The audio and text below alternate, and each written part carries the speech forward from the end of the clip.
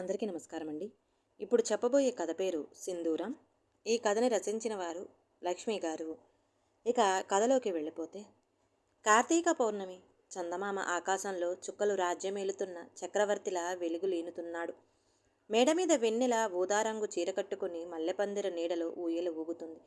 ఇంటి వాకిలిలో ఉన్న పారిజాత చెట్టు కొమ్మలు మేడ మీద వరకు విస్తరించాయి.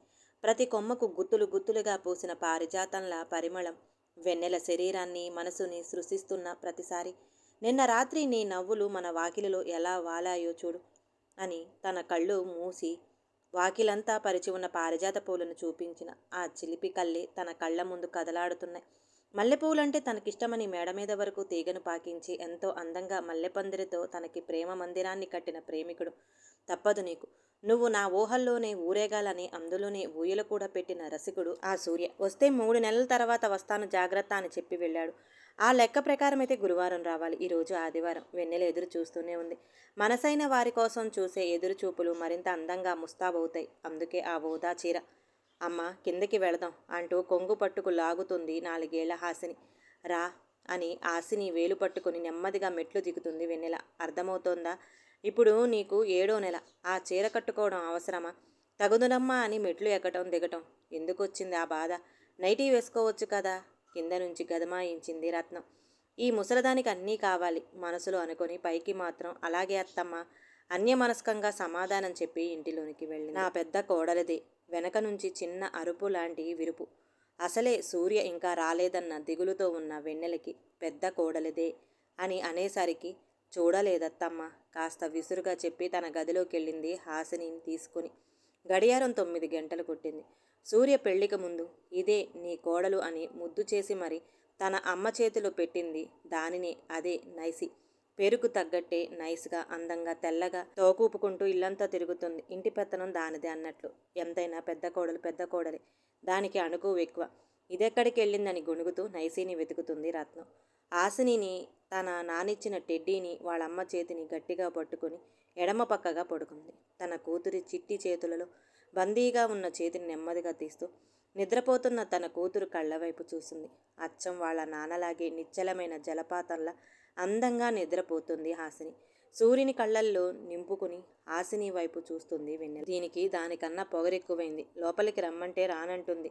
ఆ గేటు దగ్గరే ఉంటానంటుంది. రుసరుసలాడుతుంది రత్నం నైసీ వైపు చూస్తూ. ఏవే రత్నం, ఆ నోరు లేని దానితో నీకెందుకే?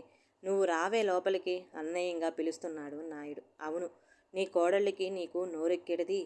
నోటిలో వేలు పెడితే కొరకలేని అమాయకులు మీరు. నేనేగా నోరు వేసుకొని ఊరి మీద పడిపోయేది. నిష్ఠూరాలాడుతూ ఇంటి తలుపేసి లోపలికి వెళ్ళి గదిలో ఉన్న నాయుడు దగ్గరికి వెళ్ళి నీళ్ళందించింది. గేటు దగ్గర ఒకటే మురుగుతూ ఉంది నైసి. దానికి చెవిలో ఊదుంటాడు మహానుభావుడు 3 నెలల తర్వాత వస్తానని. అందుకే అది అలా మురుగుతుంది. అయినా ఈ మహాతల్లి మల్లెపూల తెల్లని యూనిఫాంలో వచ్చే నా మొగుణ్ణి గేటు దగ్గర ఆపి పైకి ఎగిరి ఒళ్ళంతా నాకేసి తన ప్రేమంతా ఒలికించి నలిపేసిన తర్వాత కానీ నా దగ్గరికి పంపదు. నిజమే, అదే మొదటి భార్య మా ఆయనకి మనసులో అనుకొని గది నుంచి బయటికొచ్చి ఇంటి తలుపు తీసింది.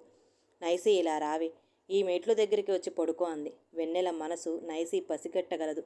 అందుకే అది వెన్నెల కాళ్ళ దగ్గర వరకు చేరుకొని తన ముందిరి 2 కాళ్ళని పేయికి లేపి వెన్నెల కళ్ళు వైపు చూసింది తదేకంగా.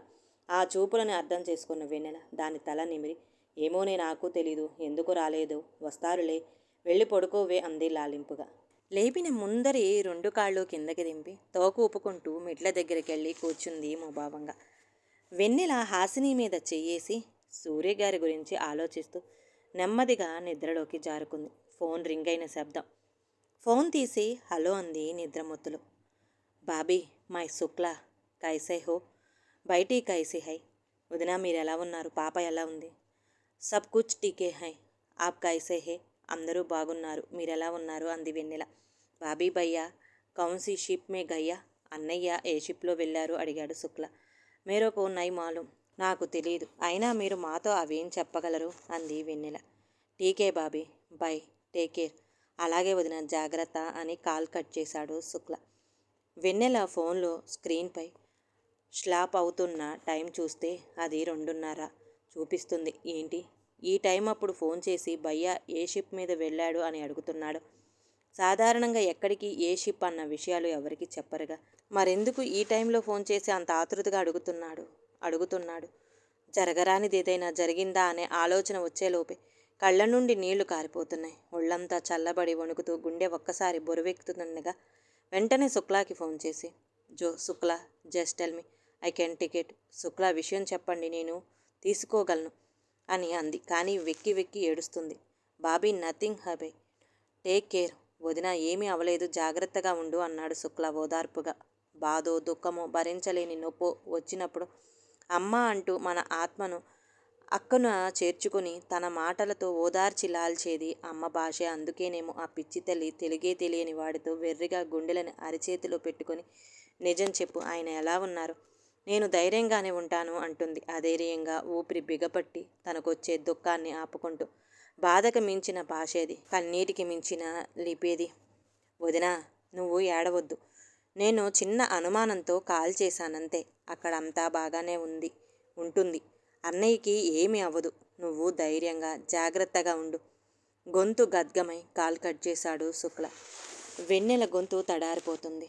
అమ్మ పడే వేదన భరించలేక కడుపులోని బిడ్డ గట్టిగా తన్నుతుంది. చేతులతో కడుపుని నిమిరి లోపలి బిడ్డను స్థిమితపరిచి మంచం పక్కనే రాగి చెంబులో ఉన్న నీటిని తాగింది. గుండె వేగం కాస్త నెమ్మదించింది. మనసు మట్టుకు అతి వేగంగా సూర్యుని వెతుక్కుంటూ గుండె లోతులను తవ్వుతూ వెళుతుంది.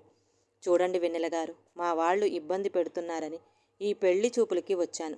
పెళ్లి చేసుకోవడం ఇష్టం లేదని చెప్పలేను, కానీ నా ప్రాణాన్ని దేశానికి రాసిచ్చా. నీతో ప్రేమను, జీవితాన్ని పంచుకుంటాను అని అబద్ధం చెప్పి ఒక అమ్మాయి మెడలో తాళి కట్టలేను. అందుకే నిజం చెప్తున్నాను. నేను ఇండియన్ నేవీలో సర్వీస్ చేస్తున్నాను. ఇన్ని పని గంటలు, ఇన్ని సెలవులు అని ఏమీ ఉండవు. ఎప్పుడు పిలిస్తే అప్పుడు వెళ్ళాలి. ఎప్పుడు అప్రమత్తంగా ఉండాలి. మీరు నన్ను ఎప్పుడు ఎక్కడికి వెళుతున్నారు అని అడగకూడదు. నేనేమీ చెప్పకూడదు. ఒక్కొక్కసారి యుద్ధ నౌకలు ఏమైనా అయినా మీ దగ్గరికి అధికారికంగా సమాచారం రావడం ఆలస్యం అవ్వచ్చు. ఒకసారి అంతుచిక్కని కారణాల వల్ల నిర్దిష్ట సమాచారం లేకపోతే 7 సంవత్సరాల వరకు కూడా మీకు సరైన సమాచారం అందించడం కుదరకపోవచ్చు. మేం సర్వీసులో ఉన్నప్పుడు సెల్ ఫోన్ వాడకూడదు. మీరు ఎంతటి విపత్కర పరిస్థితుల్లో ఉన్నా నేను మీతో ఉండటానికి కుదరకపోవచ్చు. ఇలా ఉంటుందండి మా జీవితం. మీరు పర్లేదు, అందంగానే ఉన్నారు. దానికన్నా మీ కళ్ళల్లో కనిపించే ధైర్యం నాకు నచ్చింది. ఎందుకంటే నాకన్నా మీరే ఎక్కువ ధైర్యంగా ఉండి కుటుంబాన్ని నడిపించాల్సి వస్తుంది. మీరు నేను చెప్పిన నా జీవితం గురించి ఆలోచించి ఒక నిర్ణయానికి రండి. కంగారు లేదు. మీ అమ్మగారు, నాన్నగారు చెప్పారని ఒప్పుకోకండి అన్నాడు సూర్య వెన్నెల వైపు చూస్తూ. కోటిల ఆశలతో కళ్యాణ జీవితం గురించి కలలు కనే కన్నెపిల్లకు ఆహ్లాదం కలిగించే మాటలకు బదులుగా అతడి నుండి తోటాల్లాంటి మాటలు తగిలినాయి. వెన్నెల మనసు బాధతో విలవిలలాడింది. కానీ తర్వాత స్థిమితపడి ఆలోచించే కొలది అతనిలోని ఫ్రాంక్నెస్, స్థిర నిర్ణయాలు, దేశం పట్ల అంకిత భావం ఇవన్నీ అతన్ని ఇష్టపడేలా చేశాయి. ఇటువంటి భర్త నీడలో జీవితానికి ఓ సార్థకత ఏర్పడుతుందని భావించింది. వెన్నెల సూర్యవైపు ఆరాధనగా చూడసాగింది. ఏంటండి వెన్నెల గారు అలా చూస్తున్నారు? నా గురించి మీకు అన్నీ చెప్పి మీ గురించి నేను ఏమీ అడగలేదనా?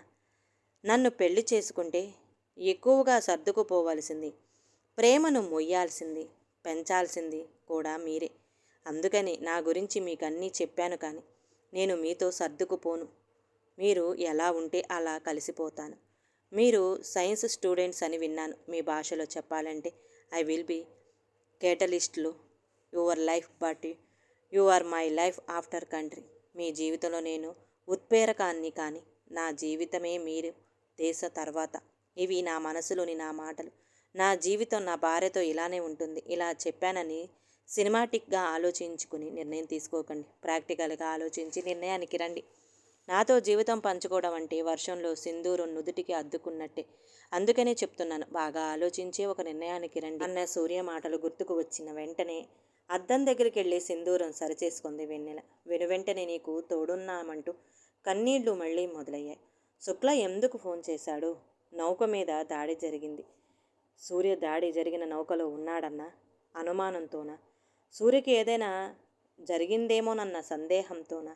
ఒకవేళ ఏదైనా జరిగి ఉంటే నన్ను సంసిద్ధం చేద్దామన్నా? ఎందుకు చేసినట్టు? ఏం జరిగినా, నేనెంత ఏడ్చినా దేశ రక్షణార్థం శుక్ల ఏం చెప్పడు, చెప్పలేడు, చెప్పకూడదు అని తనలో తానే మాట్లాడుకుంటుంది వెన్నెల. అంతులేని అవగతమనని నిస్సహాయ దుస్థితిలో ఉన్నప్పుడు మనిషికి స్ఫురణకొచ్చేది శరణాగతి. ఏదో అతీతమైన అద్భుతమైన శక్తి ఉంది, అది నన్ను నడిపిస్తుంది, కాపాడుతుంది అని అనుకుంటే అది నమ్మకం. ఆ నమ్మకంపై దృష్టి నిలిపితే భక్తి. నీవు తప్ప దిక్కులేదు అని ఆ నమ్మకాన్నే భక్తితో ఆర్దిస్తే అది శరణాగతి. భగవంతుడా, నువ్వే నాకు శరణు. నా చెంతన సూర్య లేకపోయినా పర్వాలేదు. భారతమాత ముద్దు బిడ్డగా అతడికి ఇష్టమైన యుద్ధరంగంలోనే ఉండని. ఎక్కడున్నా ఆయన నిండు నూరేళ్లు క్షేమంగా ఉండాలి. ఆ విషయం నాకు తెలిస్తే చాలు అని వేడుకుంది.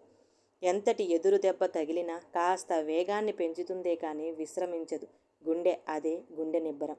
చిన్నపాటి అదిరిపాటికే భయపడి మూసుకునే కళ్ళు, గుడ్లు కక్కుకునేలా ఏడ్చి ఏడ్చి ఎప్పుడు విశ్రమించాయో తెలియనే లేదు వెన్నెలకి.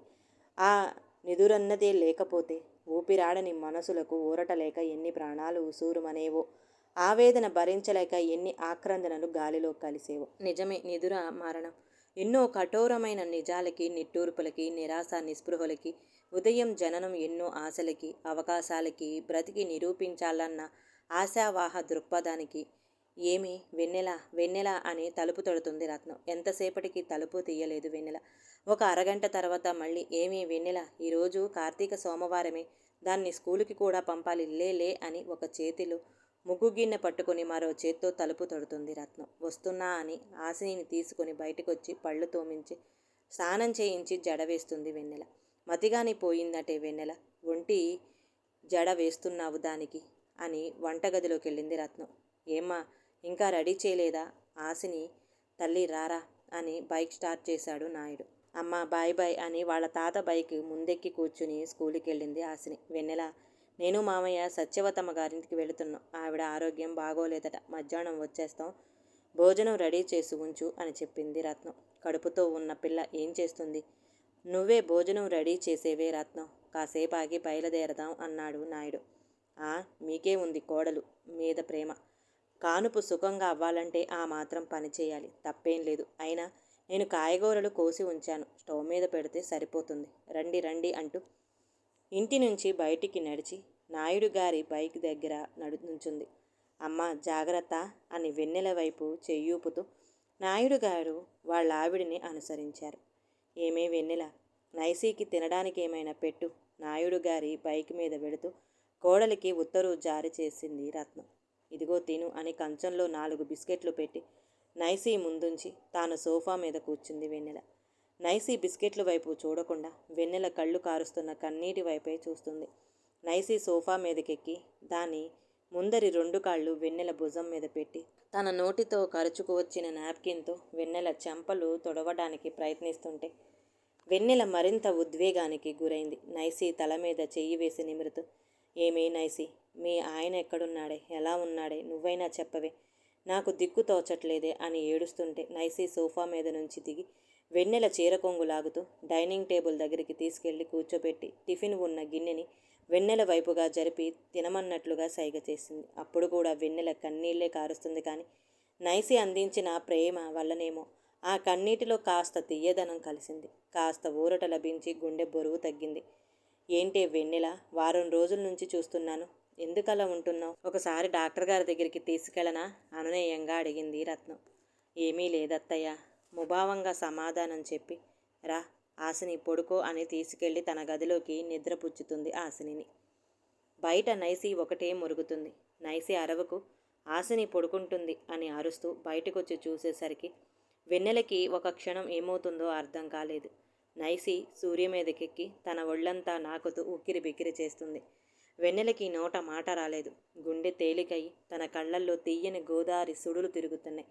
మన సంస్కృతిలో జంతువులకున్నంత స్వేచ్ఛ మనుషులకు లేదు. భార్యాభర్తల మధ్య అభిమానం, ఆకర్షణ, అనురాగం ఆ 4 గోడలకే పరిమితమై అక్కడి నుంచి సరాసరి గుండె 4 గదుల్లో తిష్ట వేసుకొని కూర్చుంటాయేమో అని, అవి తమ వారిని చూసిన వెంటనే కట్ట తెంచుకొని పరిగెట్టిస్తాయి మనసుని, మనిషిని. వెన్నెల సూర్య వైపు వెళుతుండగా మెట్ల మీద నుంచి దిగుతున్న రత్నం, బాబు ఎప్పుడు వచ్చావురా, ఎలా ఉన్నావురా అని అడుగుతూ సూర్యకి దగ్గరగా వెళుతుంది. కానీ సూర్య కళ్ళు ఇంటి లోపల నుంచి వస్తున్న వెన్నెలను చూస్తున్నాయి. వెన్నెల తన కన్నీరు వాళ్ళత్త చూస్తుందేమో అని వెంటనే తన గదిలోకి వెళ్ళిపోయింది. రారా అంటూ సూర్య చెయ్యి పట్టుకుని నాయుడు గారి దగ్గరకు తీసుకెళ్ళింది రత్నం. నాన్న బాగున్నావా? వెన్నెల ఎందుకో కొన్ని రోజుల నుంచి చాలా దిగులుగా ఉంటుంది చూడరా. కొడుకుని తనివి తీరా చూసుకుని తల నిమురుతూ అన్నాడు నాయుడు. నెలలు నిండుతున్న కొద్దీ అలాగే ఉంటుందిలేండి అని జ్యూస్తో ఉన్న గ్లాసుని సూర్యకి అందించింది రత్నం. అలా కాదే రత్నం, వెన్నెల ఏదో బాధపడుతుంది. సూర్య వైపు ఆ సంగతేంటో చూడు అన్నట్టు సైగ చేస్తూ అన్నాడు నాయుడు. నేను వచ్చాను కదా నాన్న, చూసుకుంటానులే అని అక్కడి నుంచి తన గదిలోకి వెళ్ళేటప్పటికి వెన్నెల అటువైపుగా కూర్చుని ఉంది. ఎంతైనా మొదటి భార్య నేనొచ్చిన వెంటనే ముద్దుల్లో ముంచేసి నలిపేసి తన ప్రేమలో తడివేసింది. నువ్వు చూడు ఎంత ఊరిస్తున్నావో అని సూర్య వెన్నెల వైపు చూస్తున్నాడు. వెంటనే వెన్నెల సూర్య వైపు విసురుగా తిరిగి, అవును, మీ లోంటాళ్ళకి మనుషులెందుకు, కుక్కలే కరెక్ట్ అని కన్నీటిని తుడుచుకుంది. ఏమైంది వెన్నెల అంటూ దగ్గరికి తీసుకున్నాడు సూర్య. శుక్లా పోయిన ఆదివారం అర్ధరాత్రి ఫోన్ చేసి నువ్వే షిప్పులో వెళ్ళావని అడిగాడు. అప్పటి నుండి నేనెలా బతుకుతున్నాను నాకే అర్థం కావట్లేదు అని సూర్యని గట్టిగా హత్తుకుంది. వాడికి ఏదో డౌట్ వచ్చి ఉంటుంది, అంతేగాని ఏమీ అవ్వలేదు. అయినా నువ్వింత పిరికిదానివనుకోలేదు. అనవసరంగా చేసుకున్నాను ఈ పిరికి పిల్లని ముట్టికాయ వేస్తూ అన్నాడు. నీకోసం ఒకటి తెచ్చాను అని తన జేబులో ఉన్న మల్లెపూలు తీసి ఇవ్వబోతుండగా వెన్నెల ఒకసారిరా అని బయట నుంచి రత్నం పిలిచింది. వస్తున్నా అని బయటికెళ్ళి రత్నం వైపు చూసింది. 7వ నెల, జాగ్రత్త అని చెప్పి వెన్నెల చేతికి నీరు నింపిన రాగి చెంబునిచ్చి తన గదిలోకి వెళ్ళిపోయింది రత్నం. మా అమ్మ ఎందుకు పిలిచింది? వెన్నెల చేతిలో మల్లెపూలు పెడుతూ అడిగాడు సూర్య. మీ మల్లెపూలు ఇప్పుడు పెట్టుకోకూడదట, మల్లెపువ్వులా నవ్వుతూ అంది వెన్నెల. ఎన్నో రోజుల తర్వాత ఆ గదిలో సూర్యుడు వెన్నెలలు కురిపిస్తున్నాడు. అమ్మా, నేను వెన్నెలని హాస్పిటల్కి తీసుకెళ్తున్నాను. నాన్నని హాసినిని స్కూల్ నుంచి తీసుకురమ్మను. స్కాన్ తీయాలంటున్నారు. సాయంత్రం వచ్చేసరికి లేట్ అవ్వచ్చు అని సూర్య వెన్నెలని తీసుకుని బయటికెళ్ళాడు. ఏంటి అత్తమ్మకి అబద్ధం చెప్పావు? కారు సీటు బెల్ట్ పెట్టుకుంటూ అడిగింది వెన్నెల. నిజం చెప్తే బోలెడు సెంటిమెంట్లు చెప్తుంది మీ అత్త. అయినా నిన్న నేనొచ్చినప్పుడు నీ మొహం చూసి నాకు దిగులు పట్టుకుంది. అందుకే ఈరోజు నిన్ను అలా బయట తిప్పుదామని నిర్ణయించుకున్నాను. ఎక్కడికి వెళదాం చెప్పు? కారు స్టార్ట్ చేస్తూ అడిగాడు సూర్య. భర్త బయటికి తీసుకెడుతున్నాడు అన్నదానికన్నా తన బాధని మనసుని అర్థం చేసుకున్నాడన్న ఆనందం వెన్నెల కళ్ళల్లో స్పష్టంగా కనిపిస్తుంది. మీ ఇష్టమండి, ఎక్కడికైనా పర్వాలేదు, చివర్లో ఆర్కే బీచ్కి మటుకు ఖచ్చితంగా తీసుకెళ్ళాలి ముద్దుగా అడిగింది వెన్నెల. నిన్నటి వరకు ఆ సముద్రంలోనే ఉన్నానే వెన్నెల, మళ్ళీ సముద్రానికే తీసుకొని వెళ్ళమంటే ఎలా అని జాలిగా మొహం పెట్టాడు సూర్య. అందుకే ఆ సముద్రం దగ్గరికి తీసుకొని వెళ్ళమంటున్నాను. నిన్నెప్పుడు తన దగ్గర ఉంచుకుంటుందిగా, కాస్త జాగ్రత్తగా చూసుకోమని చెబుదామని సూర్య వైపు ప్రేమగా చూస్తూ అంది. అంటే తప్పదంటావు? ఏదేమైనా బీచ్కి వెళ్ళాలి అంతేగా అని కారు స్పీడు చిన్నగా పెంచాడు సూర్య. జాగ్రత్త అంటూ వెన్నెలకి చెయ్యందించాడు. కారు దిగింది వెన్నెల. సూర్య వెన్నెల సముద్రం ఒడ్డున నడుస్తున్నారు. కాస్త నెమ్మదిగా నడవండి. సూర్య చెయ్యి గట్టిగా పట్టుకొని ఆపింది. పోనీ కూర్చుందామా వెన్నెల? అలల గాలికి చెదిరిన వెన్నెల ముంగురులను సవరిస్తూ అన్నాడు. నేనిప్పుడు కిందన కూర్చోలేను సూర్య, నీరసంగా అంది వెన్నెల. చూడు, ఆ చివరన సోఫాలు కుర్చీలు అద్దెకి ఏర్పాటు చేశారు. 4 అడుగులేస్తే చాలు. వెన్నెల చెయ్యి పట్టుకుని ముందుకు నడిపించాడు సూర్య. వెన్నెల, మా అమ్మతో ఎలా ఉంటున్నావో ఏంటో, ఆవగింజంత విషయానికి కూడా ఆకాశమంత అరుస్తుంది నవ్వుతూ అడిగాడు సూర్య. అమ్మ అంటే ఆకాశమేగా మరి, అందుకే అలా అప్పుడప్పుడు ఉరుముతూ ఉంటుంది ప్రేమగా అంది వెన్నెల కూడా అంతే అందంగా నవ్వుతూ. ఇలాంటి మాటలతోనే మా అమ్మతో నెగ్గేస్తున్నావే, ఎంతైనా గడసరి కోడలివే అని వెన్నెల బుగ్గలని పుణికాడు. మరే, మీరు మీ అమ్మ అమాయకులు. మీరు యుద్ధం గెలవాలంటే అస్త్రాలు ఉపయోగించాలి. మరి మొగుడు పక్కన లేకుండా అత్త ప్రేమను గెలవాలంటే మాటలే ఆయుధాలు అని చిన్నపాటి గర్వంతో వెన్నెల చెప్తుండగా సూర్య తన ఫోన్ వైపు తదేకంగా చూస్తున్నాడు. వెన్నెల, ఏంటి అంతలా చూస్తున్నారు? సూర్య చేతిలో ఉన్న ఫోన్ని తీసుకుని స్క్రీన్పై ఉన్న ఫోటోని చూసి, అబ్బా ఎంత బాగుంది, ఎవరి చిట్టి తల్లి, చాలా బాగుంది. అయినా ఇంత ముద్దులొలికే ఫోటో చూస్తూ మీరెందుకు విచారంగా మొహం పెట్టారు అని ప్రశ్న మీద ప్రశ్న వేసింది వెన్నెల. వెన్నెల ఆసిని, డెలివరీ అప్పుడు నేను రాలేదని బాధపడ్డావు. అప్పుడు నేను నీకు ఒక విషయం చెప్పాను గుర్తుందా? మా ఫ్రెండు బెహ్రాకి పాప పుట్టిందని చెప్తుండగా మధ్యలో మాట అందుకుని వెన్నెల, అవునండి గుర్తుంది, మీ ఫ్రెండ్ భార్య డెలివరీ టైంలోనే చనిపోయిందన్నారు. ఆ పాపేనా? పాపం తల్లి లేకుండా చేశాడు దేవుడు. దైన్యంగా సూర్య వైపు చూసింది. తల్లే కాదు వెన్నెల, ఇప్పుడు తండ్రి కూడా. గొంతు గద్గమైంది. కంటి వెంట కన్నీటి జీర మాట్లాడలేకపోయాడు సూర్య. ఏమైందండి? భర్త భుజం మీద చెయ్యి వేసింది. నువ్వన్నది నిజమే వెన్నెల. మాలాంటి వాళ్ళకి మనుషులతో పెళ్ళిన అవసరం, నిర్దాక్షిణ్యంగా వదిలేసి వెళ్ళిపోతాం మిమ్మల్ని అన్నాడు సూర్య వెన్నెల కళ్ళల్లోకి చూస్తూ. మీరు నేను నిన్న రాత్రి అన్న మాటలకి సీరియస్గా తీసుకున్నారా? అది నాకు మీ మీదున్న ప్రేమండి. మీరెందుకు రాలేదోనన్న భయం. ఏ విషయం ఎవరిని అడగలేనని, అడగకూడని నిస్సహాయత. మీరు ఎలా ఉన్నారో తెలియక నేను పడిన ఆందోళనలో అలా అన్నాను. నిజం చెప్పనా సూర్య, నీతో క్షణకాలం సహచర్యానికైనా కోటి జన్మల తపస్సు చేయాలి. ఎంతో అదృష్టం నీ ఇల్లాలినయ్యాను. సూర్య చేతిలో చెయ్యి వేసి గట్టిగా ఒత్తుతూ అంది. ఏదేమైనా నువ్వన్న దాంట్లో నిజం ఉంది. నిన్న చెబితే నువ్వు భయపడతావని, బాధపడతావని చెప్పలేదు. శుక్ల అనుకున్నది నిజమే. మా నౌకపై దాడి జరిగింది. శత్రువుపై ప్రతిదాడి చేస్తున్నప్పుడు నన్ను కాపాడబోయి తను మిగిలిన వివరాలు నేను చెప్పకూడదు. కానీ ఇప్పుడు ఆ చిట్టి తల్లి ఒక మా అమ్మ తప్ప ఎవరూ లేరన్నది నిజం. మాట కూడబలుక్కొని వచ్చే కన్నీటిని ఆపుకుంటూ చెబుతున్నాడు సూర్య. ఆ పాపను మనం పెంచుకుందాం. ఆ మా అమ్మను కూడా మనమే చూసుకుందాం. మన ఇంటికి తీసుకొచ్చేయండి అంది వెన్నెల చెమ్మగిలిన కళ్ళతో. నిజంగా అంటున్నావా వెన్నెల? ఆశ్చర్యంగా, విస్మయంగా చూశాడు సూర్య. అతడు ప్రపంచానికి దేశం కోసమే ప్రాణాలు విడిచిన భరతమాత ముద్దు బిడ్డడైతే, నాకు నా ప్రాణమైన మిమ్మల్ని కాపాడిన దేవుడు. ఆ దేవుడు కన్నబిడ్డను పెంచటం, అతనిని కన్న తల్లిని చూడటం నా కర్తవ్యం. అంతకు మించిన అదృష్టం అంది నిశ్చయంగా వెన్నెల. రేపొద్దున నాకేమైనా అయితే అని అనబోతున్న సూర్య నోటిని తన అరచేతితో మూసేసింది వెన్నెల. ఎన్నోసార్లు చెప్పాను మీరీ మాట అనొద్దని. ఏమవుతుందండి? నా నుదుటి కుంకుమ దేశ సౌభాగ్యాన్ని కాపాడటానికి రక్త సింధూరమై భరతమాత నుదుటిపై చేరుతుంది అంతేగా. మీరు దిద్దిన ఈ సింధూరం ఎన్నటికీ వాడని మందారం అని సూర్య చేతిలో చెయ్యవేసి అతని కళ్ళల్లోకి చూస్తూ చెబుతున్నప్పుడు ఒక్కసారిగా ఇద్దరి కనులు చివరి కన్నీటి చుక్కలు రాలుతున్నాయి. మన దేశపు పచ్చదనానికై కురిసిన తొలకరిలా. ఈ కథ గనక నచ్చితే ప్లీజ్ అండి లైక్ చేయండి. అలాగే ఛానల్ని సబ్స్క్రైబ్ చేసుకోవటం మాత్రం మర్చిపోమాకండి. మీ విలువైన అభిప్రాయాన్ని కామెంట్ బాక్స్లో కామెంట్ చేయండి. అందరికీ ధన్యవాదాలండి.